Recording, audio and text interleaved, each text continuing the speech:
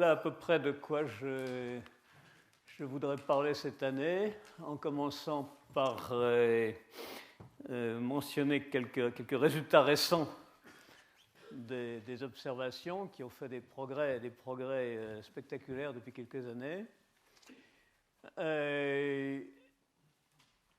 Et nous aurons un séminaire de Anne-Marie Lagrange, qui ne doit pas être encore arrivé, sur l'imagerie des exoplanètes, bilan et perspective. Alors, comme toujours, je vais parler de ce qui est d'essayer de mieux voir les étoiles, leurs planètes, voir s'il y a de la vie sur ces planètes. Et puis au-delà, les galaxies et puis l'univers lointain qui va peut-être bientôt devenir accessible aux observations à haute résolution avec les interféromètres, les hypertélescopes.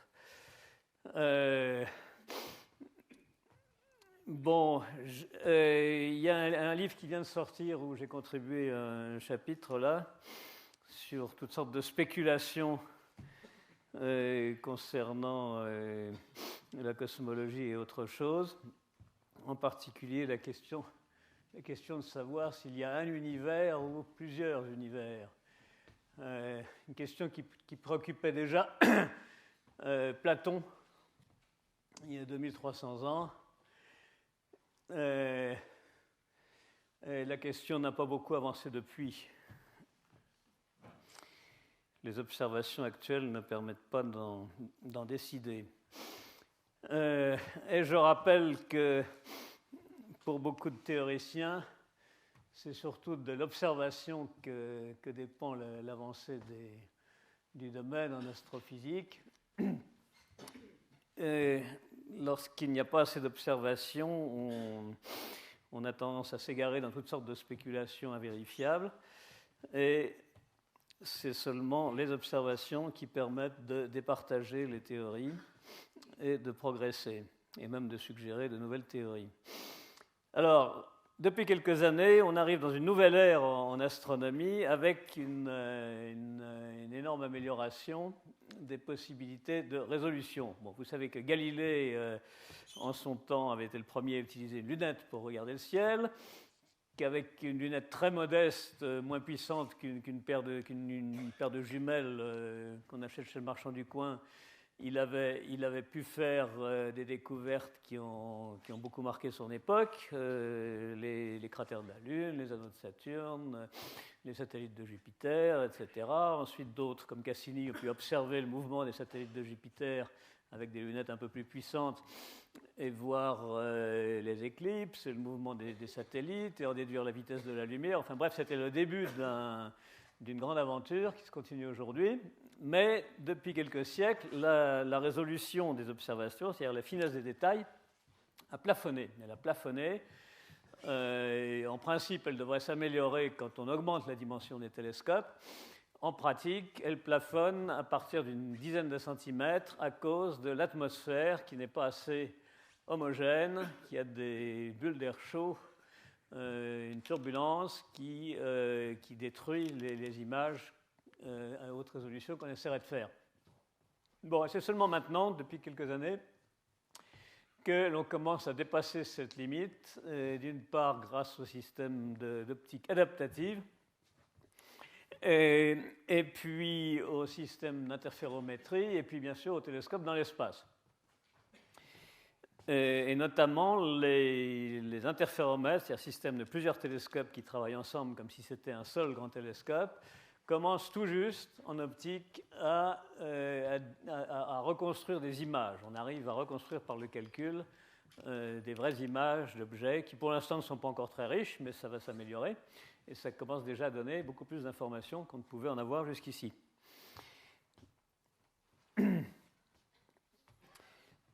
Donc, je vais parler aujourd'hui de ces résultats récents, sans pour l'instant entrer dans les détails de conception, de construction de ces instruments, dont je parlerai dans les séances suivantes, en particulier de ces instruments, ces nouveaux types d'instruments que nous appelons des hypertélescopes.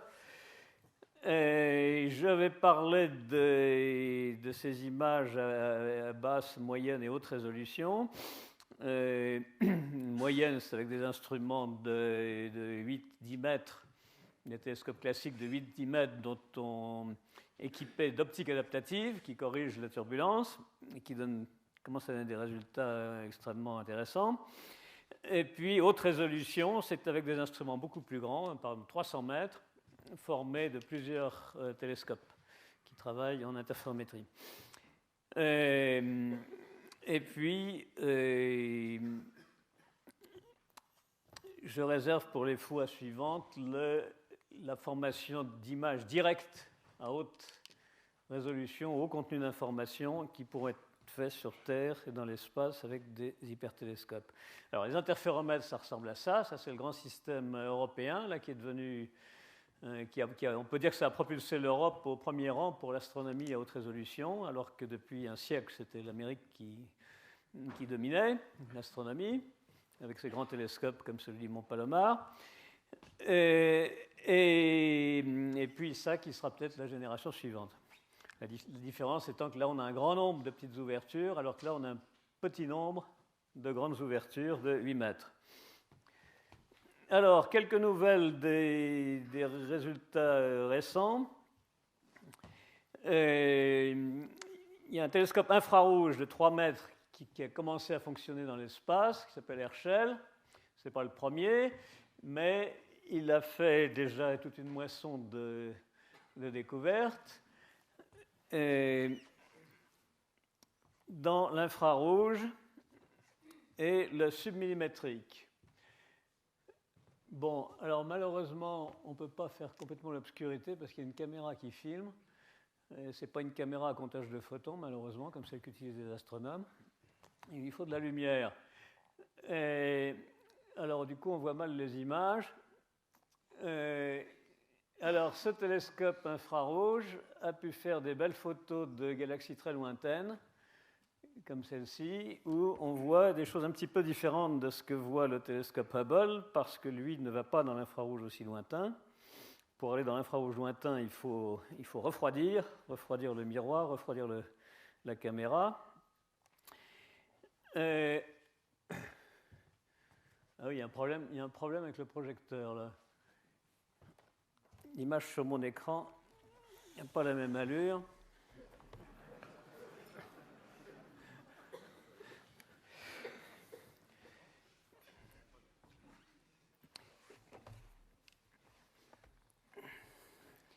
Bon, voyons si la suivante. Ah, c'est un peu mieux. Alors, ces images infrarouges montrent que ce qu'on croyait être un fond de ciel à peu près uniforme ressemble en fait à des points brillants qui semblent être des galaxies très lointaines, ce qui remet un petit peu en cause ce que l'on pensait être ce que l'on appelait le fond diffus cosmologique, que certains considéraient comme un résidu de cette explosion qui était censée être le Big Bang et qui serait à l'origine de tout. Et tout le monde n'était pas convaincu, mais ces derniers résultats jettent un doute supplémentaire sur le modèle du Big Bang. Il n'est pas clair qu'il existe derrière ces galaxies lointaines véritablement un fond uniforme qui serait le résidu de cette explosion. Bon, alors les télescopes font des progrès, mais les ordinateurs aussi, et les équipes qui les utilisent aussi, et font maintenant des modélisations superbes de la formation des amas de galaxies. Voilà, c'est plus beau ici. Et ces modèles montrent que les galaxies auraient tendance à s'aligner pour former des espèces de filaments, des espèces de paquets de spaghettis, cuites mélangés. Et il se trouve que c'est un peu confirmé par l'observation. Voici une carte d'une tranche d'univers où chaque point est une galaxie, dont on connaît la distance par son effet Doppler, selon le modèle classique de l'expansion de l'univers. Notre galaxie est ici, et là encore, on voit cette distribution en filaments, des alignements de galaxies qui forment une espèce de filament.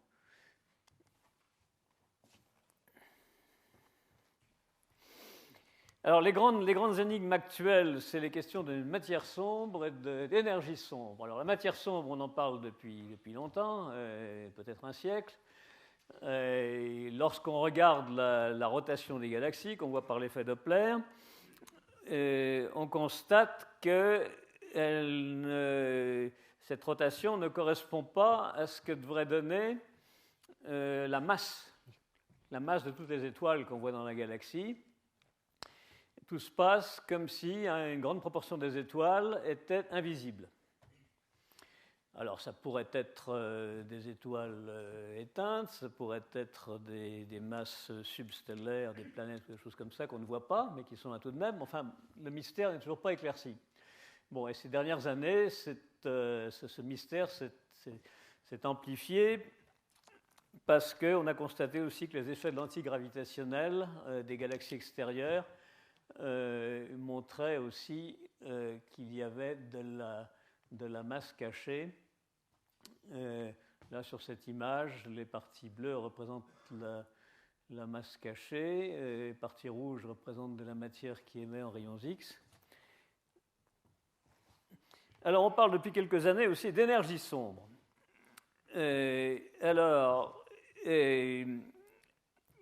On a pu observer des supernovae, c'est-à-dire des étoiles qui explosent de façon extrêmement violente. Et on peut les observer, elles sont tellement violentes, ces explosions, que quand il y en a dans une galaxie extérieure, une explosion, ça devient plus brillant que tout le reste de la galaxie. Autrement dit, comme il y a 100 milliards d'étoiles dans une galaxie, ça veut dire qu'en gros, l'étoile qui explose devient d'un coup, en quelques heures, 100 milliards de fois plus brillante.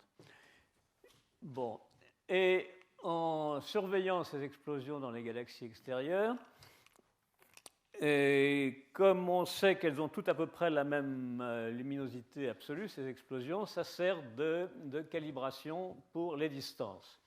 Donc on a maintenant une assez bonne carte des galaxies proches et lointaines avec leur distance et leur vitesse d'éloignement qu'on mesure par spectroscopie en regardant le décalage Doppler des raies spectrales. Le décalage des raies spectrales qu'on attribue selon toute probabilité à l'effet Doppler, dans le cadre de ce qu'on appelle l'expansion de l'univers. Alors, ce catalogue qui a pu être fait de façon relativement précise ces dernières années, montre que non seulement l'univers est en expansion, mais que cette expansion semble s'accélérer.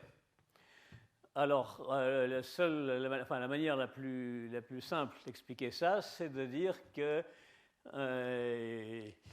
comme une bulle de gaz en expansion, il y a quelque chose qui pousse, on appelle ça l'énergie sombre. Mais on ne sait pas l'expliquer. Enfin, il y a toutes sortes de théories pour l'expliquer, mais aucune n'est vérifiée. Bon, et puis très récemment, il y a eu un pavé dans la mare avec un article intéressant fait par un mathématicien célèbre, Penrose, qui était l'inventeur des pavages de Penrose, avec des tuiles des pavés non périodiques, et qui a regardé les données du satellite WMAP qui a fait une carte infrarouge, une photo infrarouge de l'univers lointain, avant Herschel, et il démontre que si on regarde de près cette photo, on voit dedans des cercles concentriques comme ça, à peine visibles. mais qui dépasse enfin, il a fait le calcul de signal sur bruit, en tant que mathématicien, il doit bien savoir faire ça, et il conclut qu'il y a un facteur de confidence assez élevé, que ça peut difficilement être le hasard, qu'on voit comme ça par endroits des espèces de ronds, comme des ronds dans la mare. Et il échafaude une belle théorie disant que avant le Big Bang, il y a eu d'autres Big Bang, que c'est cyclique, que ces ronds dans la mare, enfin dans l'univers, seraient la trace de très violentes explosions qui seraient produites avant le Big Bang, lorsque deux galaxies se percutent et que leur trou noir central, vous savez que la plupart des galaxies, probablement toutes, contiennent dans leur centre un trou noir géant avec des millions, peut-être même des milliards de fois la masse solaire. Et lorsque deux galaxies se percutent, ces trous noirs se percutent et ça peut produire un événement, selon lui, un événement extrêmement violent qui serait à l'origine de la formation de ces ronds et qui prouverait qu'il y a eu quelque chose avant le Big Bang et que ceci serait une espèce de trace fossile de ce qui s'est produit avant le Big Bang. Bon, alors évidemment, ça n'a pas encore été très, très discuté parce que c'est très très récent. L'article qui a été publié ici, en fait, n'a pas été, c'est pas un journal, il n'a pas été soumis à des lecteurs, des référis. Donc la discussion n'a pas encore commencé, mais étant donné la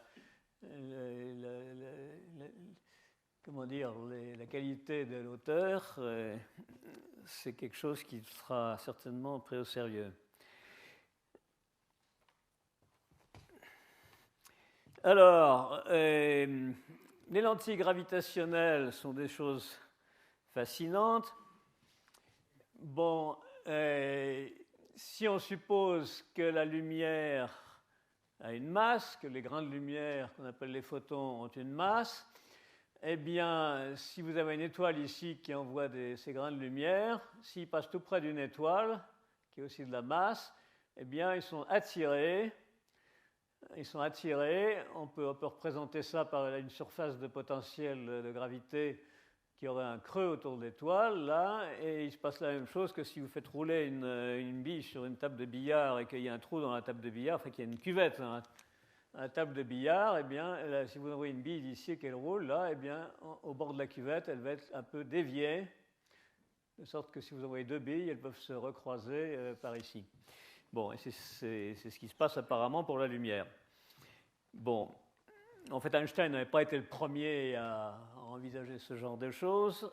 Et alors, l'observateur qui se trouve ici, s'il regarde l'étoile, eh bien, il va voir de la lumière ici, et il va en voir ici, et puis il va en voir tout autour aussi. Il va avoir une espèce d'anneau lumineux autour de l'étoile, ce qu'on appelle l'anneau d'Einstein. Alors là encore, ce n'est pas Einstein qui a été le premier à parler de ce genre d'anneau lumineux, mais enfin, on appelle ça couramment l'anneau d'Einstein.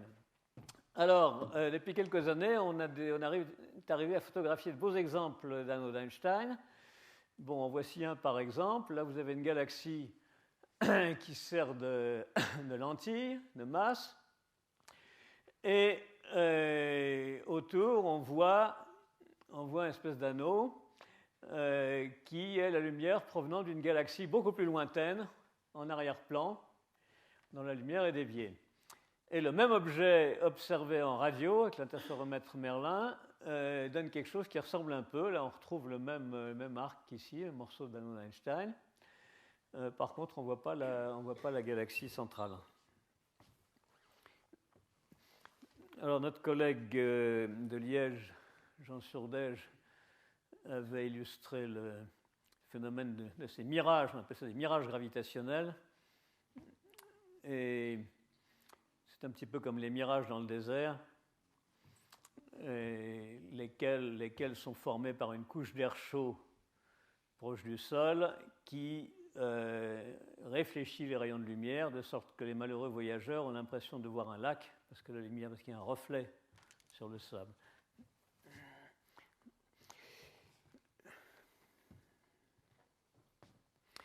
Alors récemment, oh là, il y a vraiment un problème avec ce projecteur.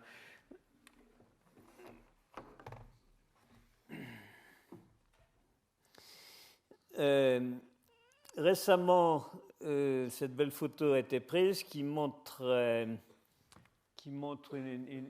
un effet de lentille gravitationnelle où là on ne voit pas l'anneau entier, il est brisé en 4 parce que l'alignement est un petit peu de travers.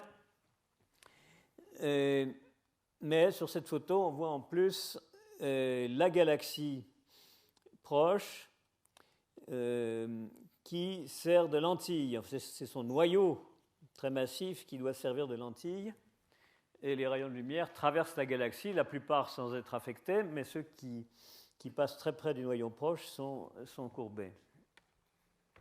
Alors ce genre de photos donne énormément d'informations intéressantes sur la masse qui sert de lentille, la galaxie dans le cas présent, la concentration de la matière au centre de cette galaxie, mais aussi éventuellement sur ce qui se trouve très loin derrière, ce qui est la source. Par exemple, si la source s'allume et s'éteint, eh bien, vous allez voir les 4 points ou l'anneau d'Einstein qui vont s'allumer et s'éteindre, mais pas tout à fait en même temps. Vous pouvez avoir un décalage dans le temps. Par exemple, celui-là peut s'éteindre et puis celui-là peut s'éteindre un an après. C'est parce que les 2 trajets de lumière qui ont fait les 2 trajets différents ont suivi des chemins qui n'ont pas tout à fait la même longueur, d'où le décalage des impulsions à l'arrivée. Bon, ce qui a permis de confirmer, par exemple, la constante de raffiner l'estimation de la constante de Hubble. Bon, alors effectivement, il y a parfois la source lointaine comme celle-ci qui est fluctuante. Qui est fluctuante s'il s'agit d'un quasar. Un quasar, c'est un noyau extrêmement brillant de galaxies qui est très petit et qui peut fluctuer en quelques semaines, s'allumer et s'éteindre. Alors c'est un phénomène très intéressant de surveiller ce qui se passe avec la lentille gravitationnelle.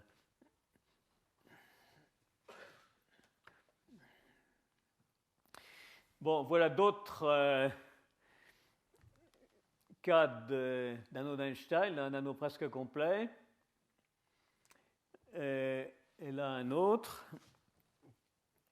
Et encore quelques-uns. Là vous avez quelques arcs. Alors c'est dommage ce projecteur. Quelques arcs. Je suis désolé pour ceux qui sont au fond. Et je leur suggère d'apporter un télescope la prochaine fois qu'ils viennent. Vous avez un bel arc, etc.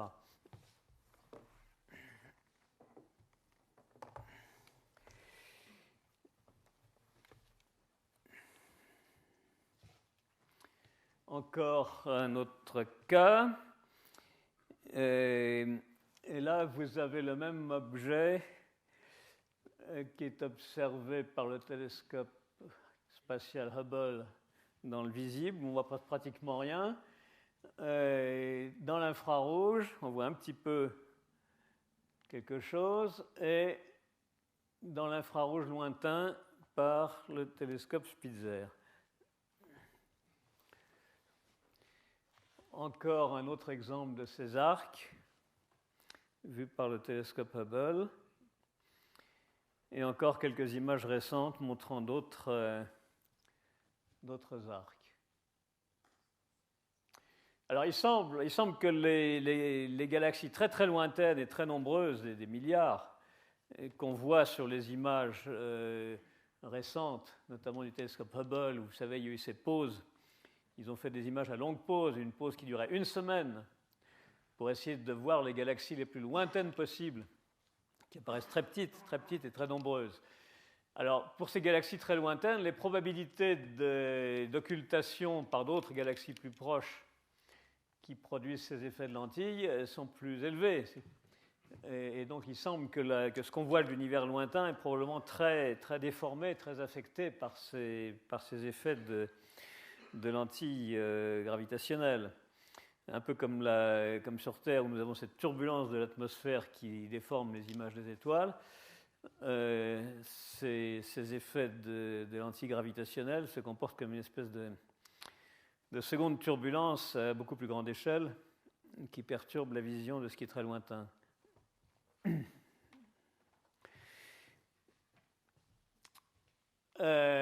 Encore un cas de l'antigravitationnel vu par télescope spatial Herschel et au sol par le télescope Keck. Keck, ce sont 2 télescopes de 10 mètres qui sont situés à Hawaï et qui travaillent aussi en interférométrie. Mais là, ça n'a pas été fait en interférométrie.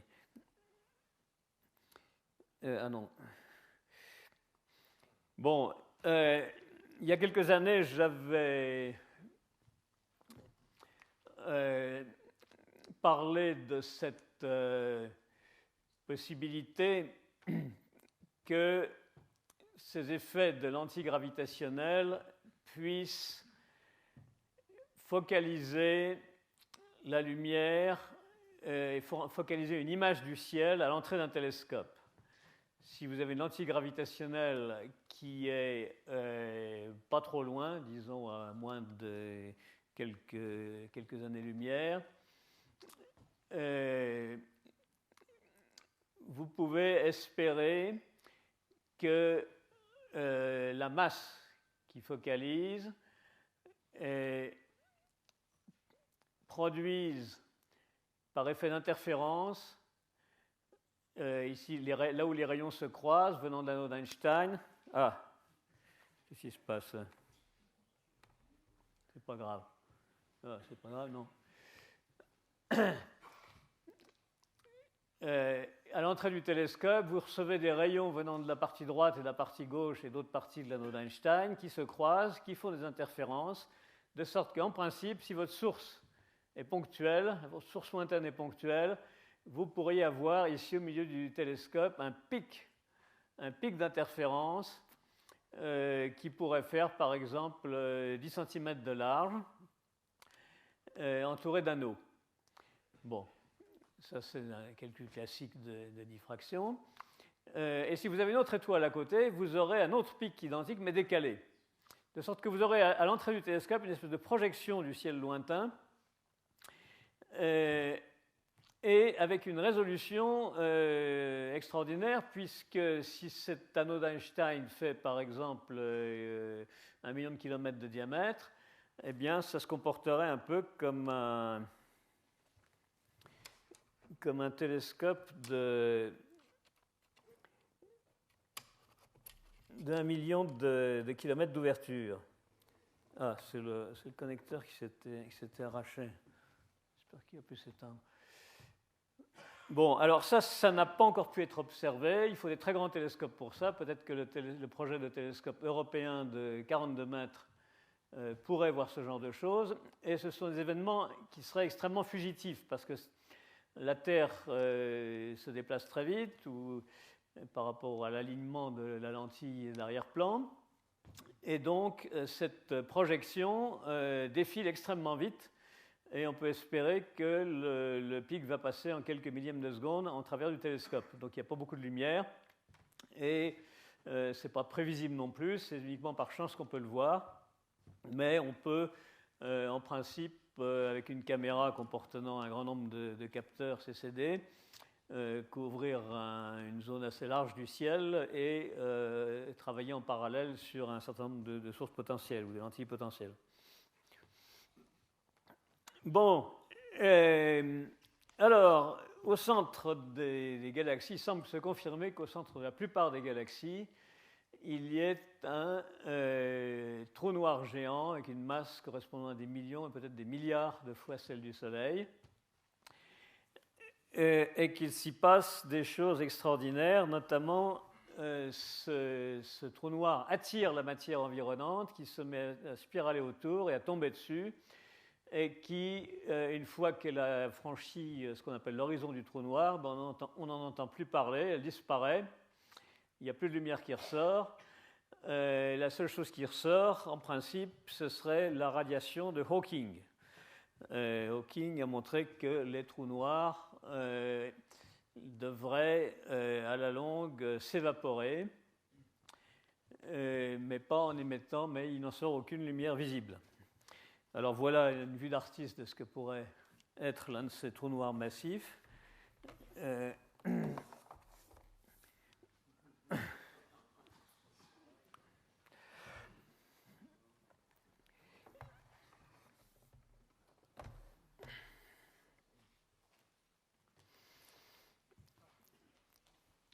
Alors, ces galaxies semblent aussi émettre, ça c'est le plan d'une galaxie, en l'occurrence notre galaxie, la Voie lactée, et il semble qu'il y ait une espèce de globe d'émission de rayons X et de rayons gamma de chaque côté.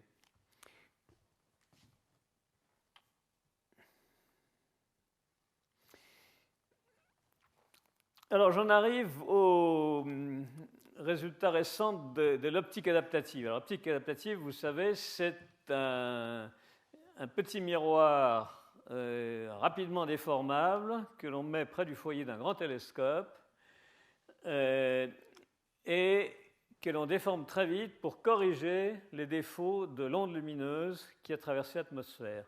En traversant l'atmosphère, l'onde lumineuse qui était plane à l'arrivée dans l'atmosphère devient couverte de bosses causées par les bulles d'air chaud de l'atmosphère et ça détruit l'image.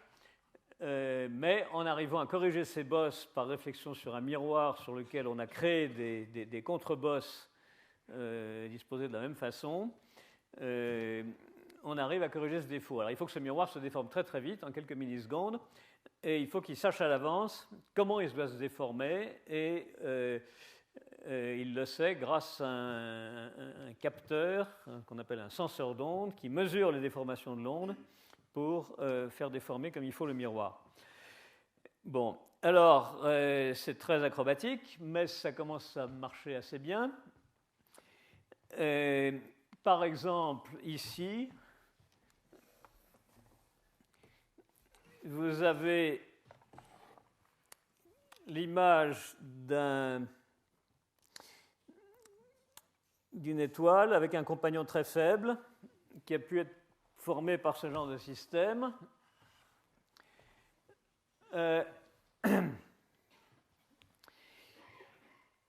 Et ça a permis aussi de voir des exoplanètes d'étoiles et des disques circumstellaires. Bon, voilà une vue d'artiste de ce à quoi peut ressembler un disque circumstellaire. Certaines étoiles sont entourées d'un disque, un peu comme des anneaux de Saturne, et on pense que c'est là que se forment les planètes d'étoiles.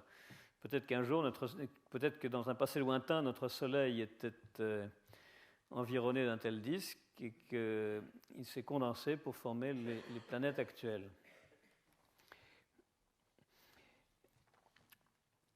Alors, ces étoiles, ces systèmes d'optique adaptative commencent à marcher, mais il faut que l'étoile qu'on observe soit assez brillante pour qu'on ait le temps, en quelques millièmes de seconde, de mesurer la forme de l'onde afin de pouvoir la corriger. S'il n'y a pas assez de lumière, on n'a pas assez de photons, on n'a pas assez de temps pour mesurer. Alors, le problème peut être contourné en créant, tout près de l'étoile qu'on observe, une étoile artificielle à coup de laser. Alors, on fixe sur le télescope un laser puissant qui éclaire le ciel le plus haut possible pour faire un point brillant en visant l'étoile qu'on veut observer, de façon à activer le senseur d'onde qui va permettre de faire l'optique adaptative. Et à ce moment, on n'a plus besoin de la lumière de l'étoile pour activer le correcteur d'onde, et donc on peut regarder des objets très très faibles, par exemple des galaxies extérieures. Bon, alors là, le télescope Keck, qui est l'un des plus grands du monde, qui a un miroir mosaïque de 10 mètres, est depuis quelques années équipé d'un tel système qui marche très bien, qui a donné de très beaux résultats, et qui utilise la couche de sodium. Vers 90 km d'altitude, il y a une couche contenant pas mal d'atomes de sodium qui sont, semble-t-il, produits par les météorites, les grains de poussière venus de l'espace qui se désintègrent à cet endroit-là et qui relâchent leur sodium. Vous savez que quand vous avez une cuisinière à gaz, si vous jetez un grain de sel dans la flamme, elle devient jaune, brillante. Ce sont les atomes de sodium qui ont une très forte section efficace de luminescence, de fluorescence, de résonance. Il en suffit de très peu pour faire beaucoup de lumière. C'est pour ça qu'on utilise des lampes à sodium dans les rues de Paris. Quand vous avez des lampes rouges, les lampadaires jaunes, c'est des lampadaires à sodium. Bon, alors, donc cette couche de sodium à 90 km d'altitude, si vous envoyez un rayon de laser qui a exactement la même longueur d'onde que celle du sodium jaune, eh bien, ça crée là-haut une tache jaune relativement brillante qu'on peut utiliser comme étoile artificielle. Alors, l'idéal serait qu'elle soit encore plus loin que 90 km, mais enfin, on fait avec ce qu'on a. Et ça permet depuis quelques années de faire des images qui sont, par exemple, 100 fois plus nettes que ce que donnaient les images classiques, les télescopes classiques, parce que, en gros, l'ouverture de 10 mètres est 100 fois plus grande que les ouvertures de 10 cm qui étaient les plus grandes qu'on pouvait utiliser, enfin, au point de vue résolution des images. Bon, alors voilà deux cas de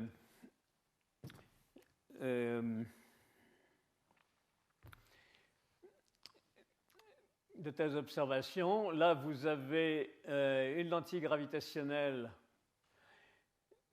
La lentille elle-même semble être un quasar, c'est-à-dire l'un de ces noyaux de galaxies extrêmement brillants. Et on voit sur le côté deux petites images d'une source beaucoup plus lointaine qu'on ne voit pas, mais là, c'est la faute du projecteur. Ça va peut-être un peu mieux ici.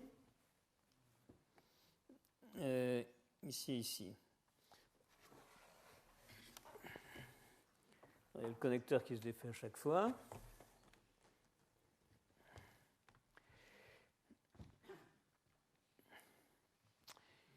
Et puis, ici,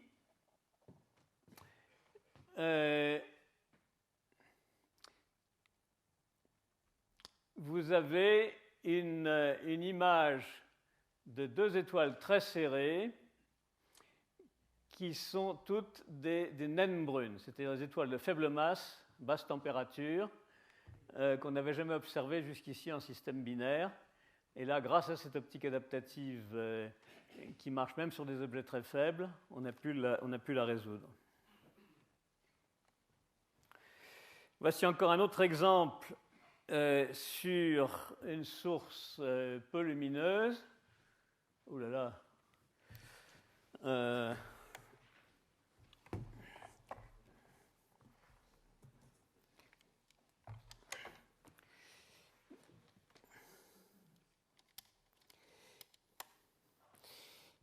Alors, c'est au centre de notre galaxie. Au centre de notre galaxie, il y a apparemment l'un de ces trous noirs géants très mystérieux qu'on voit difficilement parce qu'il y a beaucoup de poussière entre lui et nous. Et la lumière visible ne passe pas, la lumière infrarouge passe. Et ça, c'est une série de photos qui ont été faites dans l'infrarouge avec cette optique adaptative très sensible. Et où on voit à l'endroit présumé du centre galactique, on voit une tache rouge, ou infrarouge plutôt, qui est ici. Et en une heure, vous avez quatre images qui ont été faites tous les quarts d'heure. Et on s'aperçoit que sur ces deux-là du centre, cette tache rouge est nettement plus intense que les deux autres. Bon, là, on ne voit rien du tout.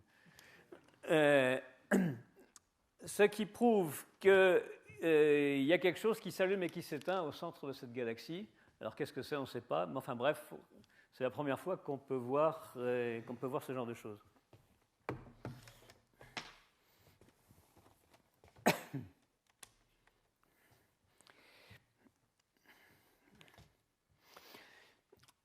Alors, l'Europe aussi se met sérieusement à ces systèmes d'étoiles guides laser. Vous savez que l'Europe a construit 4 télescopes de 8 mètres au Chili, qui donnent de très beaux résultats, notamment en interférométrie, où ils sont vraiment les premiers. Et l'un de ces télescopes est maintenant équipé d'un laser qui émet la longueur d'onde du sodium pour faire une étoile guide laser. Et c'est un nouveau système de laser à fibre optique. La lumière est produite dans une fibre optique et qui est beaucoup plus compact que celui utilisé jusque-là, notamment à Hawaï. Le système est gros comme ça. Et donc, bientôt, il pourrait y en avoir sur beaucoup de télescopes. Enfin, c'est beaucoup plus facile à utiliser que ça ne l'était. C'était une usine à gaz et ça devient quelque chose de relativement utilisable. Alors voilà encore d'autres images récentes de noyaux actifs de galaxies. Alors tous les noyaux de galaxies semblent contenir un trou noir géant, mais tous ne sont pas actifs. Certains sont beaucoup plus actifs que d'autres, c'est-à-dire extrêmement lumineux. Il s'y passe des choses extrêmement violentes. La matière de la galaxie est attirée et tombe sur ce trou noir géant en dégageant son énergie. Alors cette galaxie en particulier, alors on ne voit rien du tout, montre une lumière verte tout à fait bizarre.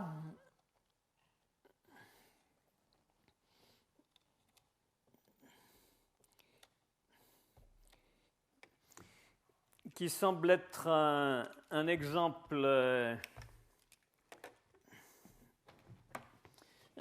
à peu près unique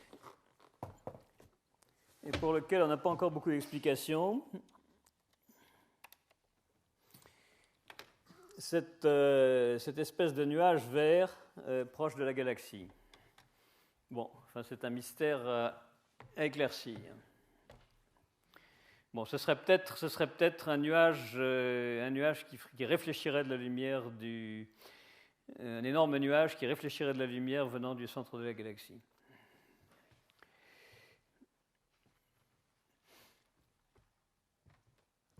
Alors, vous savez aussi que si on veut essayer d'observer les planètes d'étoiles, on est gêné par le fait que la planète est beaucoup moins lumineuse que l'étoile et qu'on est complètement aveuglé par la lumière de l'étoile. De même que quand on roule en voiture le soir vers le soleil couchant, on est aveuglé par le soleil couchant, on est obligé de mettre la main devant les yeux comme ça ou de baisser la visière. Eh bien, les télescopes, de plus en plus, sont équipés d'un espèce de système de visière pour cacher l'étoile quand il va essayer de voir la planète. Et ce système, on appelle ça un coronagraphe. Bon, c'est des engins très, très sophistiqués, il en existe différentes sortes. Le premier avait été inventé dans les années 1930 par Bernard Liot, qui à l'époque essayait de voir la couronne du Soleil, laquelle est 1 million de fois moins brillante que le Soleil, et qu'on n'arrive pas à voir normalement, sauf quand il y a une éclipse. Bon, et grâce à cet instrument, il avait pu voir et filmer la couronne du Soleil sans attendre les éclipses, qui sont rares et qui durent peu longtemps. Et alors maintenant, on fait des instruments de ce genre pour voir ce qu'il y a autour des étoiles, et notamment les planètes. Bon, mais si on fait ça sur Terre, on est très gêné par la turbulence de l'atmosphère, et donc on rajoute une optique adaptative. Alors voici quelques images récentes obtenues au Mont Palomar, avec un nouveau type de coronographe et une optique adaptative. Et cette image montre 3 planètes autour d'une étoile. Alors l'étoile est là, elle est cachée par le coronographe pour qu'on voit mieux les planètes que voici. Bon, et ce qui est intéressant, c'est que ce système est assez sensible. Bon, les planètes qu'on voit là sont à peu près 10-5, 10-6, c'est-à-dire à peu près un millionième de fois plus faible que l'étoile. Et cela, bien que le télescope utilisé était en fait très petit, parce qu'en fait, ils ont utilisé le télescope de 5 mètres du Mont Palomar, mais ils l'ont diaphragmé à 1,50 m, ce qui veut dire que de nombreux télescopes existants de ce genre de diamètre pourraient voir ce genre de choses.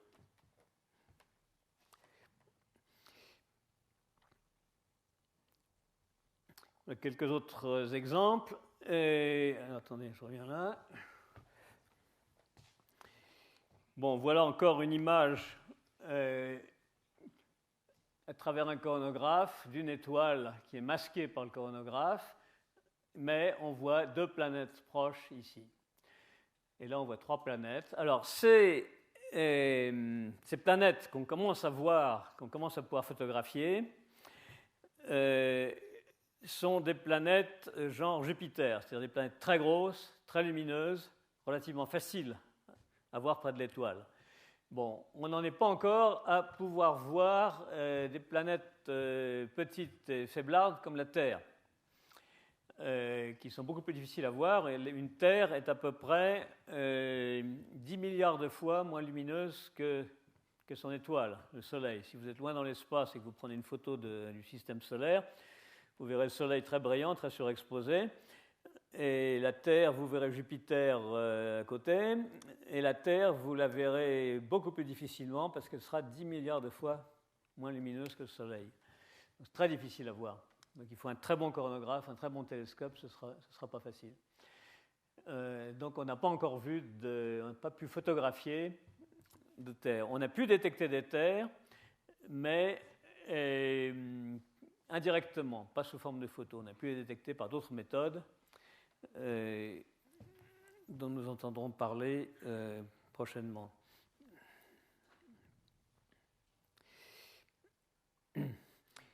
Alors, il existe un site ici sur l'interférométrie à longue base qui affiche tous les articles publiés dans ce domaine. Alors, par exemple, pour cette année, il y a eu 3 articles de revue, il y a eu 38 articles de résultats et 6 articles de théorie et prédiction et 11 décrivant les instruments. Et si on compare avec les années précédentes, on voit qu'il y a un emballement en ce moment. Il commence à y avoir beaucoup plus de résultats de ce genre de choses. C'est vraiment un domaine où la progression est très, très rapide. Alors, c'est de ça que je vais parler plus en détail la semaine prochaine. Les résultats récents et les projets en interférométrie. Interférométrie qui, comme vous le savez, est basée à son origine sur le travail de Young dans les années 1810, qui avait fait passer de la lumière à travers 2 petits trous, 2 fentes, et observé des interférences de lumière.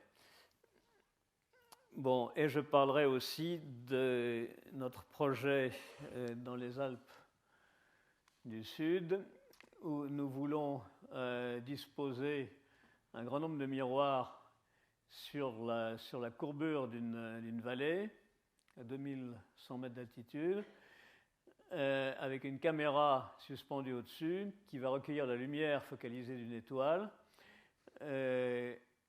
dans l'idée de faire l'équivalent d'un miroir géant dilué. Donc nous avons commencé à installer le système pour faire des essais. Si vous passez par là, vous êtes bienvenue pour donner un coup de main.